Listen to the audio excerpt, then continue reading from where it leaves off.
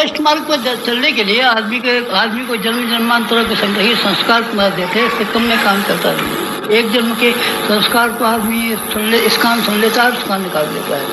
न वो सुन पाता है, न समझ पाता है, और हृदयंगम कर पाता है। समझ सुन और हृदयंगम भी कर ले तो उसके करने में तो उसकी माँ मर्जी है, कर ले।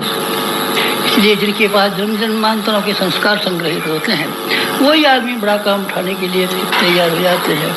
आपको बताया था ना कौन कौन थे पहले जन्म में, कौन थे। हमारे गुरु ने भी हमको 3 दिखाए थे कि तुम पहले ऐसे थे, ऐसे थे, ऐसे थे। संस्कार महावान होने के नाते हमारा स्वाभिमान जाग गया। शेर को जब पानी में अपनी छाया दिखाई पड़ी शेर के बच्चे को, तो उसका स्वाभिमान जाग गया। अरे मैं असली तो ये हूँ। जो आप लोग यहाँ बैठे हुए हैं प्रज्ञा परिजन के नाम से जब पुकारे जाते हैं, उन सबको हम इसी रूप में देख के मानते हैं कि इनको पहले जन्म के संस्कार संग्रहित। आज की समस्याएं सिर्फ एक समस्या है और कोई समस्या नहीं। आदमी विचारों की दृष्टि से, बौद्धिक दृष्टि से, भावनाओं की दृष्टि से बड़ा कमज़ोर हो गया है, और वो उसकी कमज़ोरी फूट फूट के हजारों जगह से निकलती है। गरीबी के रूप में निकलती है, बेकारी के रूप में निकलती है, अपराधों के रूप में निकलती है, नशेबाजी के रूप में निकलती है, गंदा दिमाग आदमी का, गंदा चरित्र आदमी का, जाने क्या क्या मुसीबतें खड़ी कर देता है। 24 घंटे ताना बाना बनता रहता है। केवल एक ही ताना बाना बनता रहता है कि किस तरीके से मैं गिरूँ और किस तरीके से दूसरों को लेकर डूबूँ अपने साथ। इसीलिए हमको लोगों के ख्यालातों को ठीक करना है। ख्यालातों को ठीक करने के लिए क्या करना है? अरे बता दिए, कितनी बात बता दें। पहला काम हमने जो आप लोगों के हर एक चीज़ में बताया है, वो अगर आप काम कर लेंगे तो फिर हम आपको और शानदार काम सौंपेंगे। शानदार काम आपकी निगाह में, हमारे पास बहुत शानदार काम निगाह में है। हमारी जगह पे ऐसी शानदार काम निगाह में है कि जो लोगों के ख्यालातों को बदल दे, दुनिया को बदल दे, दुनिया में रचनात्मक क्या कर आप खड़ा कर दो। हमारी योजनाओं का कोई ठिकाना है क्या? उसकी शुरुआत कहाँ से होती है? शुरुआत यहाँ से होती है कि आप 24 लाख आदमी न रहे, 24 करोड़ हो जाए। 24 करोड़ नहीं रहे, 240 करोड़ हो जाए। 240 करोड़ नहीं रहे, अरब खरब हो जाए। बस इसके ऊपर टिका हुआ है कि अच्छे आदमी और नेक आदमी और बड़े आदमियों की संख्या की वृद्धि होती चली जाए और समाज सेवियों का दल अपने आप में समर्थ बढ़ता हुआ चला जाए। बस इसके पीछे सारी योजना काम आएंगी। नहीं, हमारी योजना है, हमारी जेब में रखी है, कागज़ में रखी है, छपी हुई रखी है, किताब में लिखी हुई रखी है। बस किताब में ही रखी रहेंगी, हमारी जेब में रखी रहेंगी, हमारे दिमाग में रखेगी। कारण नहीं हो सकता। जब तक कोई आदमी सक्रिय क्रिया रूप से सामने ना आए, जब तक कोई काम करने वाले ना हो, तो कैसे तो बनेगा? सड़क कैसे बनेगा? पुल कैसे बनेगा? क्या कैसे बनेगा? क्या कुछ भी नहीं बनेगा, कोई साथ तो है नहीं। इसलिए अभी आप जो 24 लाख आदमी हैं, ये कम है, ये कम, क्योंकि दुनिया बहुत बड़ी है। आपको हमने ये कहा था कि पढ़े लिखे लोगों को आपने नए विचार, युग के विचार देने के लिए उनके घरों पर जाइए, उनको पढ़ाइए और उनसे वापस ले आइए। ये सब खरीद लीजिए। अरे साहब खरीदता आदमी तब है जब आज जायका आता है, तब नहीं। सब आपको जायका आता है, जायका नहीं आता। तो जायका नहीं आता तो फिर क्यों आप खरीदने लगे? तो आप खरीदेंगे, किताब की बिक्री हो जाए, दुकान खोल लें गुरु जी, आपका बुक सेलर आप खोल लीजिए बड़ी। लेकिन जायका नहीं जाएगा तो लेगा नहीं कोई। गंदी किताबें चुपचाप आदमी कान बेच लेते हैं। गंदी किताबों को लिए करते हैं आदमी, न कोई दुकान लगाते हैं, न बुक सेलर लगाते हैं। अश्लील किताबें चुपचाप कान में कहते हैं अश्लील किताबें आपको चाहिए क्या? देखिए हमारे पास ये है। बस फट से यहाँ अलग ले जाते हैं और वहाँ से रुपये निकाल करके 5 का नोट जेब में रखते हैं और वो उसकी किताब को रख करके उसको देता है। वो अपनी पॉकेट की जेब में रख लेता है, वो अपनी थैले की जेब में रख लेता है। चुपचाप काम हो जाते हैं। कौन से? जब आदमी की रुचि बढ़ती है। रुचि नहीं, किसी की रुचि नहीं। आजकल रुचि सिवाय आदमी को लोभ को पूरा करने में, मोह को पूरा करने में, अहंकार को पूरा करने के अलावा और रुचि कहीं नहीं। इसीलिए रुचि पैदा करना। रुचि पैदा करने का एक ही सबसे सुगम और सस्ता उपाय है कि आप पढ़े लिखे लोगों को हमारा साहित्य पढ़ाएं और बिना पढ़े लोगों को सुनाएं। पढ़ाओ को पढ़ाएं, बिना पढ़ाओ को सुनाएं। पढ़ाओ को पढ़ाएं, बिना पढ़ाओ को सुनाएं। बस लेखनी और वाणी की महत्ता यही है। सुनाएं कैसे? वो जो अपना साहित्य छोटा है, जरा पुस्तकालय का साहित्य हमने बनाया है, आप उसको पढ़ा के सुना दीजिए। नहीं साहब, फिर हमारा हमको तो इतना बोलने का भी अभ्यास नहीं है, तो चलिए बोलने का अभ्यास नहीं है तो हम टैप करने वाले हैं। पहले तो हमने किए थे कुछ तो भूल भाल गए, पहले किसी ज़माने में भी किए थे लोगों के लिए, लेकिन अब नए समय की नई प्रगति को देख करके हम टैप करने वाले हैं। चलिए हमारे सुनाने हो टैप तो उनको सुना देंगे, हमारे नहीं सुनाने माता जी के सुना देंगे, माता जी के नियम कुछ को सुना देंगे। आप टैप का डिब्बा लेके फिरिए, इस घर में जाइए, सबको इकट्ठे कर लीजिए साहब आपने गुरु जी का नाम सुनाया, आता सुना था, नाम को क्या सुनेंगे।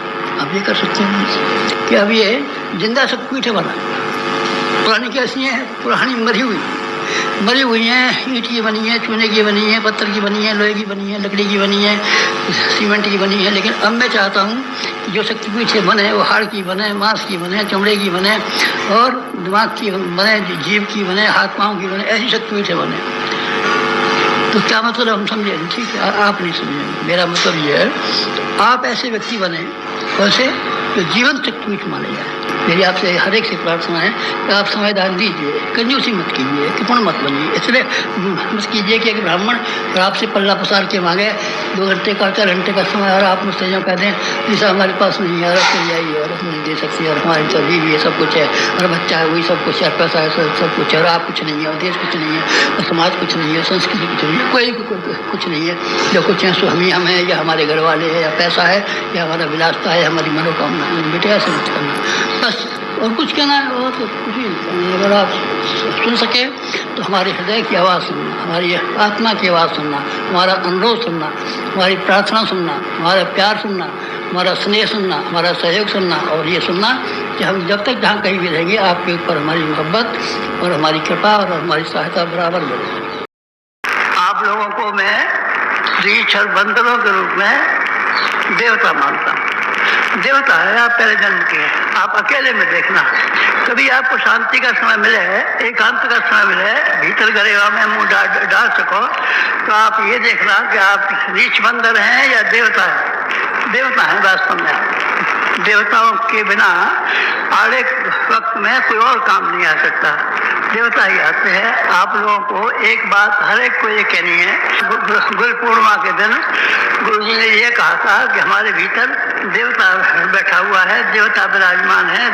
देवता जो काम किया करते हैं, देवता जिस काम के लिए अपना जीवन लगाया करते हैं, जिसके लिए पुरुषार्थ किया करते हैं, वो पुरुषार्थ हमारे सुपुर्द किया गया है। एक बात तो मुझे आपसे ये कहनी, एक बात।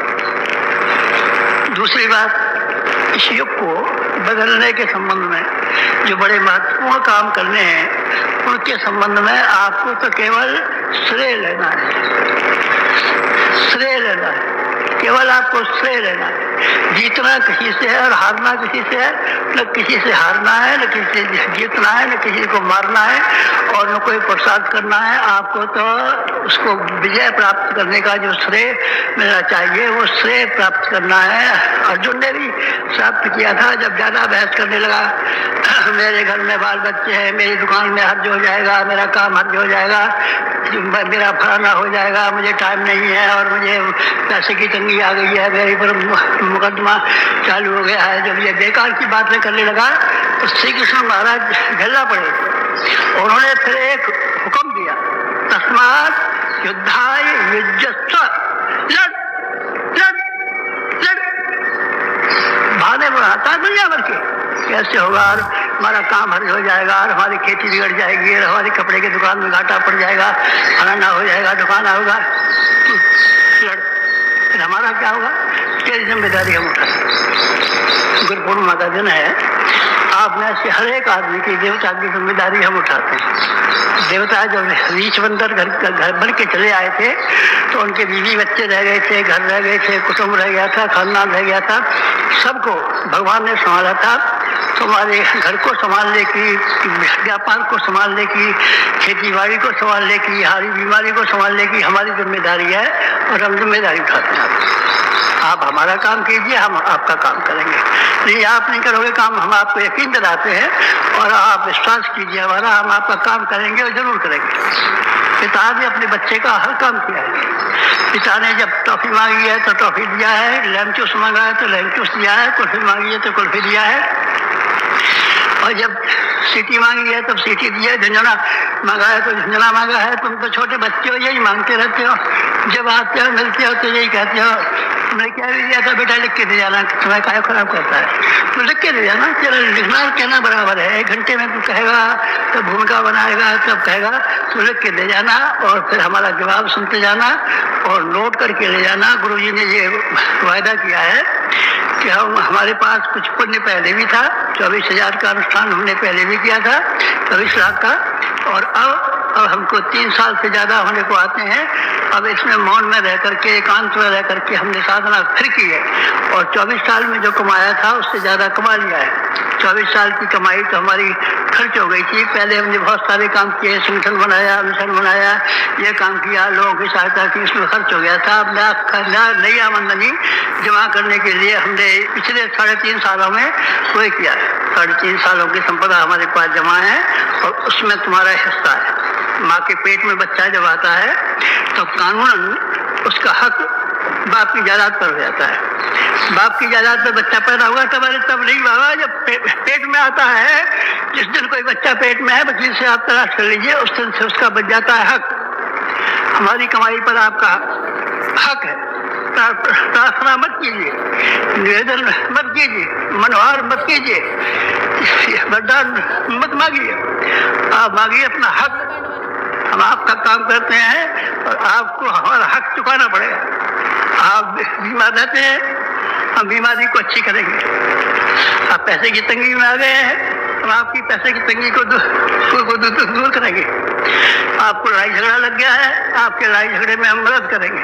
आप पर मुसीबत आ गई है, आपकी मुसीबत में ढाल रोपेंगे हम, और आपके कारोबार का, आपके व्यापार का, श्री कृष्ण ने अर्जुन का रथ चलाया था, आपका रथ हम चलाएंगे। काय का रथ? आपके कारोबार का रथ, आपके धंधे का रथ, आपके व्यापार का रथ, आपके शरीर का रथ, आपके गृहस्थ का रथ, ये हम चलाएंगे। और ये हम वादा करते हैं, लेकिन साथ साथ में आपको ये निवेदन भी करते हैं कि आप हमारे रास्ते पर आइए, हमारे साथ साथ चलिए, हमारे कंधे से कंधा मिलाइए, हमारे पाँव से पाँव मिलाइए। इसमें नुकसान पड़ेगा हमको नहीं, आप ये यकीन रखिए। हमने तो उनको विरोधियों को मार के रखा है और विजय की माला आपके लिए पूछ के रखी है। 5 पांडवों के लिए 5 विजय की मालाएं बनी हुई रखी थी, वो उनके गले में पहनानी थी। आपके तो गले में 5 मालाएं पहनानी है और आपको तो श्रेय लेना है। हमारे आत्म परिजनों, आपको हम न बना पाए, हम भरसक प्रयास कर रहे हैं और आप न बने तो फिर हम क्या कर सकते हैं बताइए। आपके गले में गले तो नहीं डाल सकते, आपके हाथों में हाथ हम नहीं डाल सकते, आपके पाँव में पाँव नहीं लगा सकते।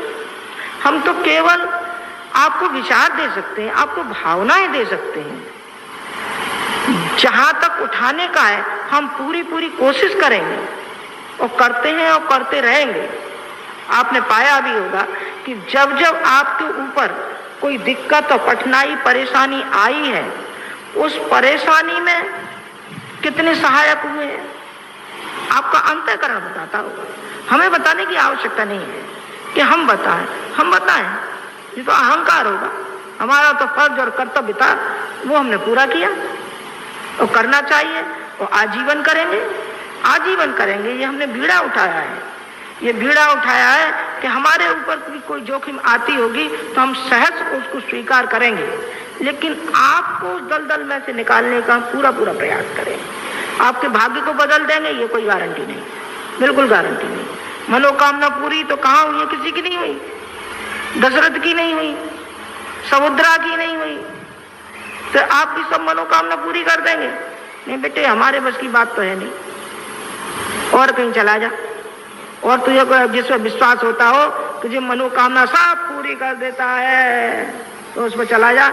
हमारे बूते की बात नहीं, हमारा तो जितना तब का अंश होगा और आपका जो प्रारब्ध का योग होगा वो आपको मिलता हुआ चला जाएगा और चलता गया भी है। और हम तो उसकी ओर आपको संकेत करते हैं कि चाहे आपके दुख और कष्ट दूर होते होंगे कि नहीं होते होंगे, भगवान जाने, भगवान करे हो ही जाए, शक्ति हो तो हो ही जाए। जैसे अभी एक लड़का था, उसका एक्सीडेंट हो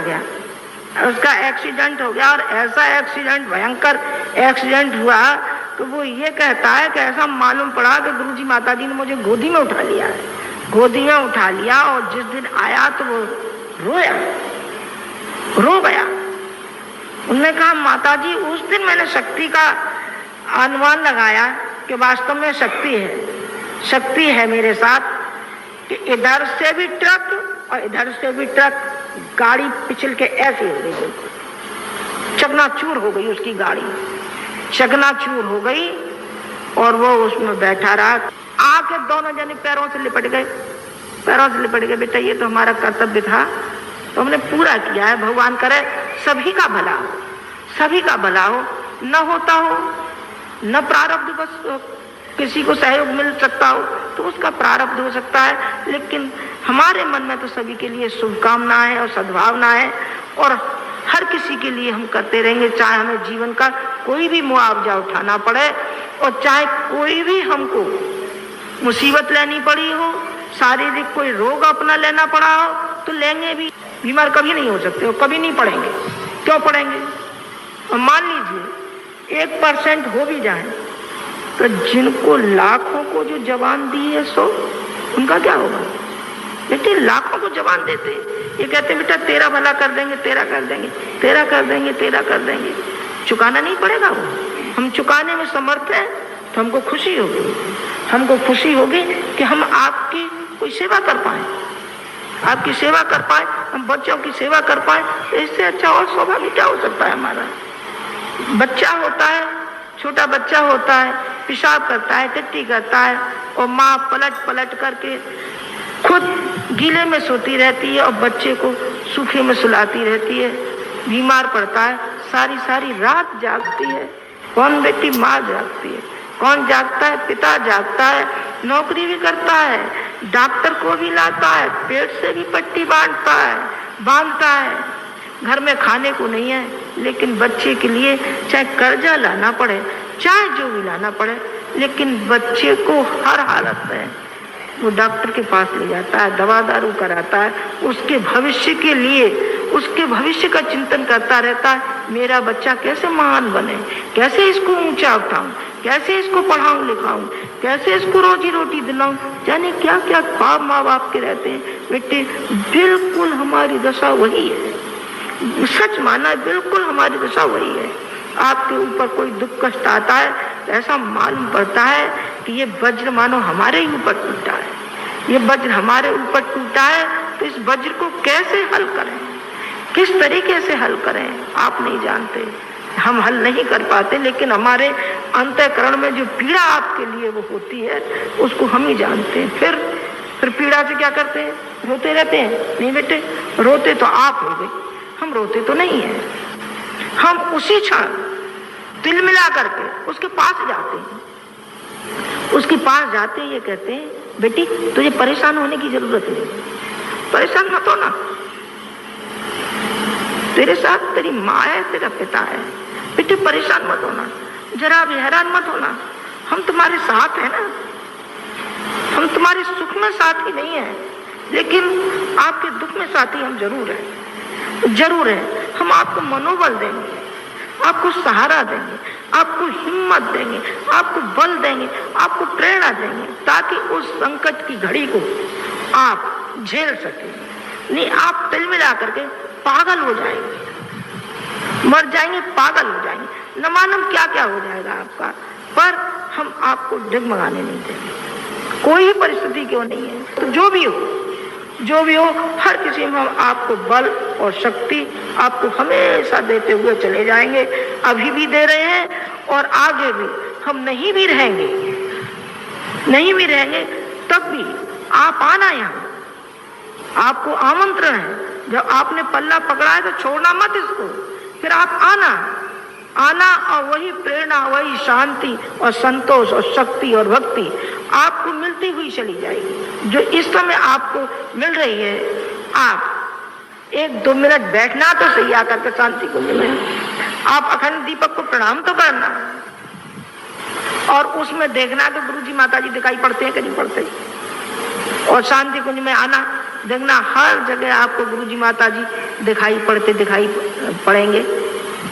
वो शक्ति से प्रार्थना करते हैं कि हे माँ गायत्री, वो शक्ति हुई सारे के सारे जनमानस में फैलती हुई चली जाए और ये शक्ति आपको भी मिले, आपको मिले, आपके परिवार को मिले, आपसे मिलकर के सारी जनता को मिले, समाज को मिले, राष्ट्र को मिले और सारे विश्व को वो शक्ति मिले जिस शक्ति की प्यास में हम तड़प रहे हैं, जिस शक्ति के लिए जनमानस तिलमिला रहा है, उस शक्ति को पा करके धन्य हो जाए, खुशहाल हो जाए, प्रसन्न हो जाए, संतुष्ट हो जाए। बस इतनी ही बात कहनी थी। भगवान आपका कल्याण करे। ओम शांति।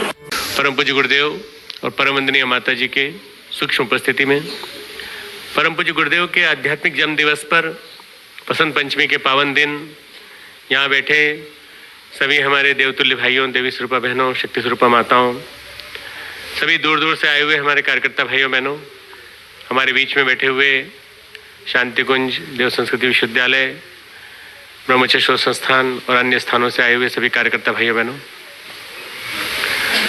आज का दिन हम सब के लिए बड़ा महत्वपूर्ण दिन है। आज का दिन मिशन का स्थापना दिवस है। आज का दिन मिशन के शुभारंभ का दिवस है।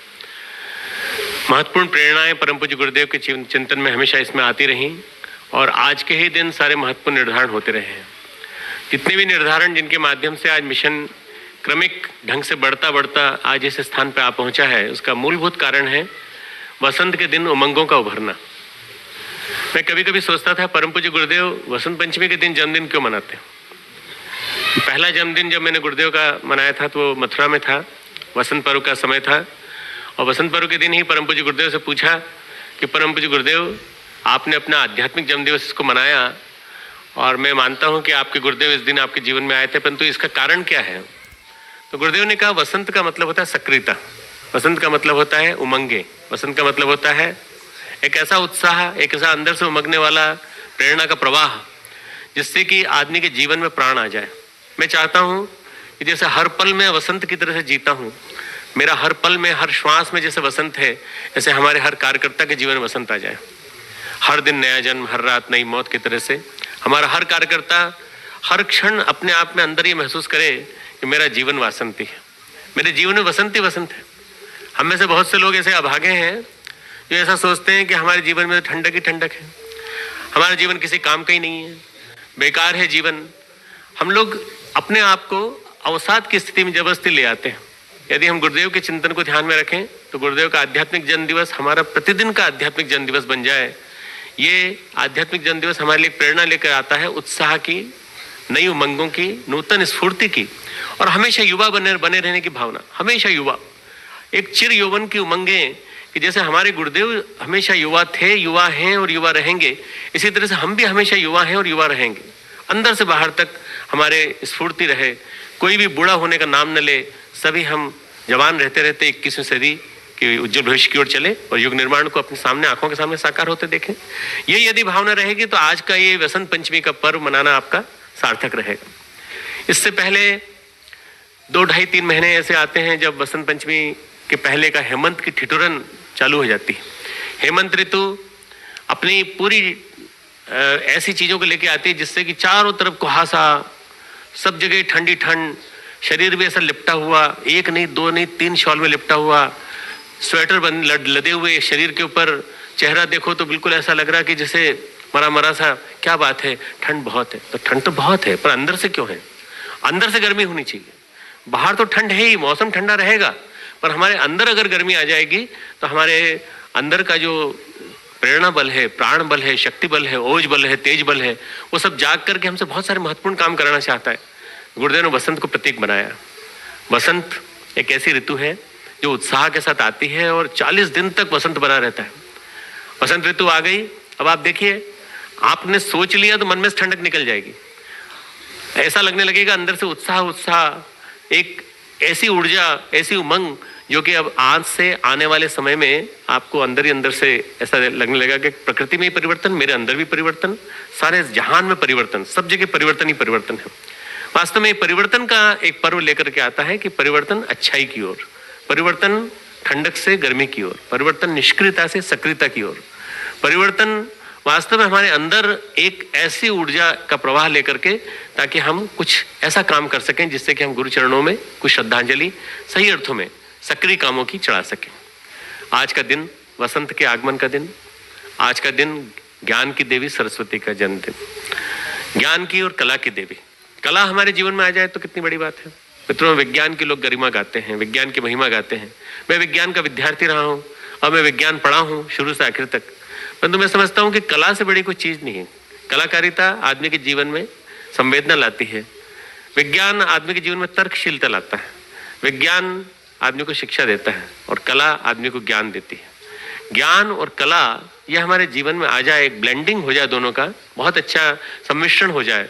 शिक्षा और विद्या का, कला ज्ञान और शिक्षा का, विज्ञान और अध्यात्म का, इसका एक समन्वय का संदेश लेकर के आता है आज का दिन कि माँ सरस्वती हमारे अंदर महाकाली के साथ, महालक्ष्मी के साथ मिलकर के, महाकाली, महालक्ष्मी, महासरस्वती के प्रतीक के रूप में माँ गायत्री हमारे चिंतन में, जीवन में एक कलाकारिता का ऐसा संचार करे कि हम हर चीज को कलाकारिता की दृष्टि से देखें। हमारे आसपास की सृष्टि, प्रकृति, सारा जीवन कलाकारिता से भरा हो।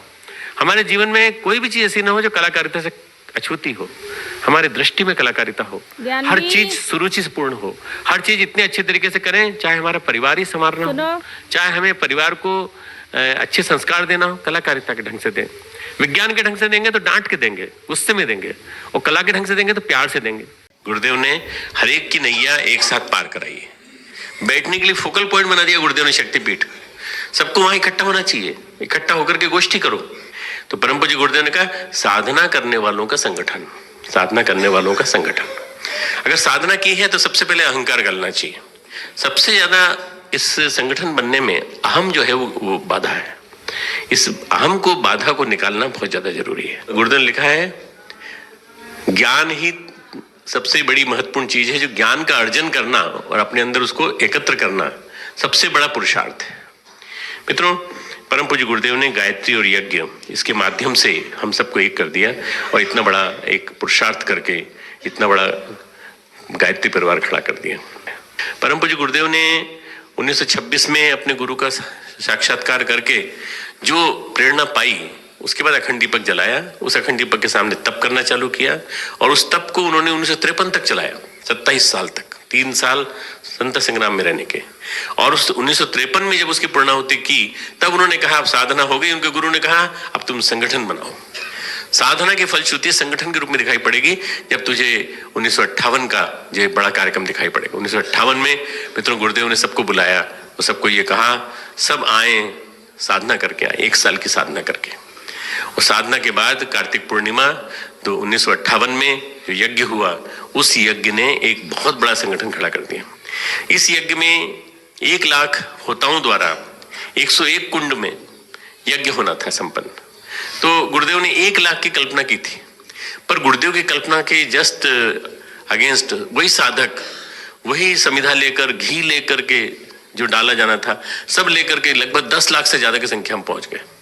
इतना बड़ा कार्यक्रम हो गया, इतना बड़ा कार्यक्रम हो गया कि एक संगठन खड़ा हो गया। सबको अखंड ज्योति जाने लगी और अखंड ज्योति पत्रिका पढ़ने लगे लोग नियमित रूप से। परम पूज्य गुरुदेव हिमालय चले गए। हिमालय से गुरुदेव ने जो सारे वैदिक वांग्मय का अनुवाद और सब प्रसारित किया। आने के बाद उन्होंने हमको युग निर्माण से संकल्प दिया 1962 में।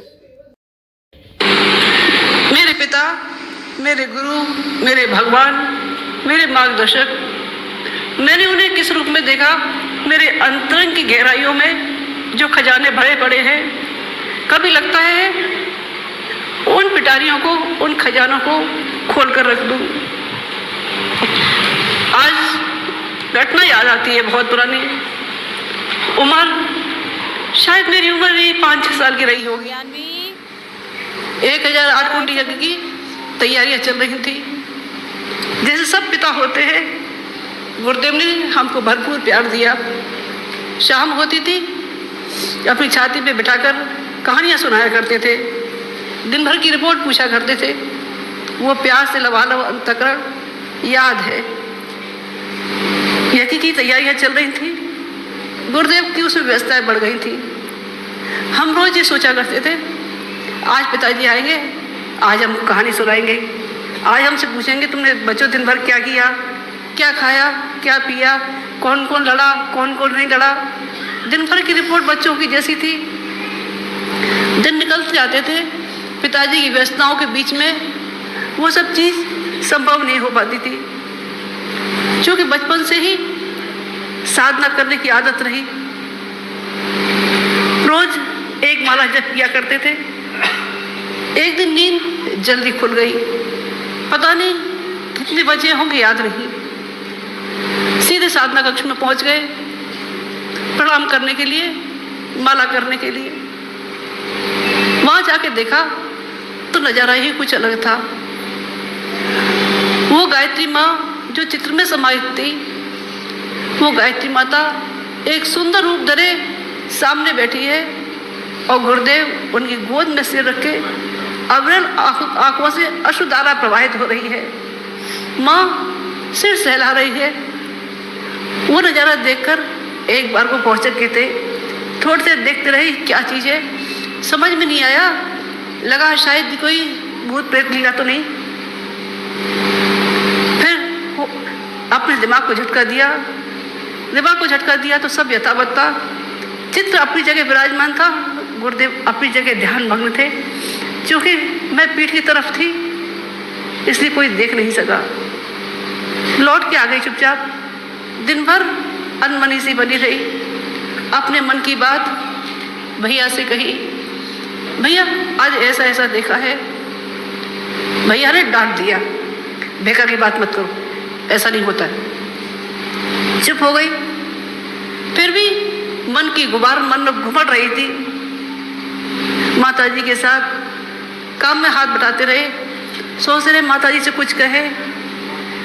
डर लग रहा था कि ऐसा रहो माताजी भी डांट लगा दें। हिम्मत जुटा के माताजी से क्या ही डाली अपनी मन की बात।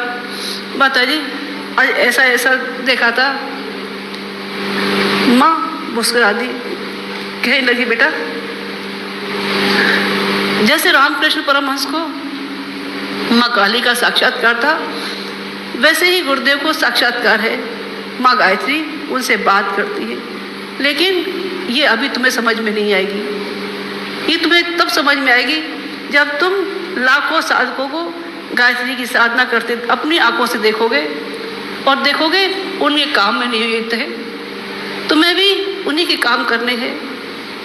5-6 साल की उम्र में ये बातें कुछ समझ में आई, कुछ समझ में नहीं आई। सुन तो ली, माँ ने कहा है, क्या करना है क्या नहीं करना समझ के परे थी। जो जो उम्र बढ़ती गई तो 1 माला से बढ़ के 5 माला हुई, 5 माला से बढ़ के 1.25 लक्ष्य अनुष्ठान हुए। 12-13 साल की उम्र तक आते आते 1.25 लक्ष्य अनुष्ठान की श्रृंखला चलने लगी। उसके बाद शादी का नंबर आ गया। शादी के कुछ दिन बाद ही डॉक्टर साहब की नौकरी यहाँ BHEL में लगी। BHEL की नौकरी के बाद कुछ ही दिन में डॉक्टर साहब का भयंकर एक्सीडेंट हो गया। पूरा भरोसा था गुरुदेव माता जी पर, अपनी माँ आदिशक्ति गायत्री पर डॉक्टरों ने जब ये कहा यहाँ की BHEL में वो सुविधाएं नहीं है जिसमें इनका उपचार हो सके, डॉक्टर साहब को दिल्ली रेफर कर दिया गया। डॉक्टर साहब दिल्ली जा रहे थे। बहुत हिम्मत वाले होने के बाद भी मन अंदर से छटपटा उठा। सीधी साधना कक्ष में गई, बैठ के गायत्री माता के सामने सिवाय रोने की और कोई बात ही नहीं थी। आंखों से आंसुओं की धारा थी। माँ को निहारे जाती थी। तभी देखा माँ के रूप में गुरुदेव प्रत्येक सामने खड़े हैं, सिर पे हाथ धरे और कह रहे हैं, बेटा महा अनिष्ट योग था जो टल गया, अब चिंता मत करो, सब ठीक हो जाएगा। गुरु पर माँ पर पूरा भरोसा साथ लिए, अपने आंचल में पूजा के फूल लिए, वहाँ से उठाई। डॉक्टर साहब दिल्ली चले गए, दिल्ली के बाद भोपाल चले गए, लेकिन भरोसा था कि ठीक जरूर हो जाएंगे। उसके 2 साल तक तो सब ठीक रहा, लेकिन मन में एक भाव जरूर आते रहे, जिस सत्ता ने नव जीवन दिया है, वो गुरु सत्ता जिसने जीवन का आद्यपांत कायाकल्प कर दिया है, वो जिंदगी गुरु सत्ता के हवाले, आगे की जिंदगी गुरु कार्यों के लिए। 78 में हम लोग यहाँ आ गए। उस गुरु सत्ता के प्यार को भुला सकेंगे? भुला नहीं सकेंगे। एक मेडिकल का वो स्टूडेंट जिसको ढंग से हिंदी बोली नहीं आती थी, कलम हाथ में थमा दी और लिखना सिखा दिया। हिंदी की वो चीज़ें जिसको लोग आज अखंड ज्योति के रूप में, गुरुदेव की वाणी के रूप में पढ़ा करते हैं। भुला सकेंगे? भुला नहीं सकेंगे।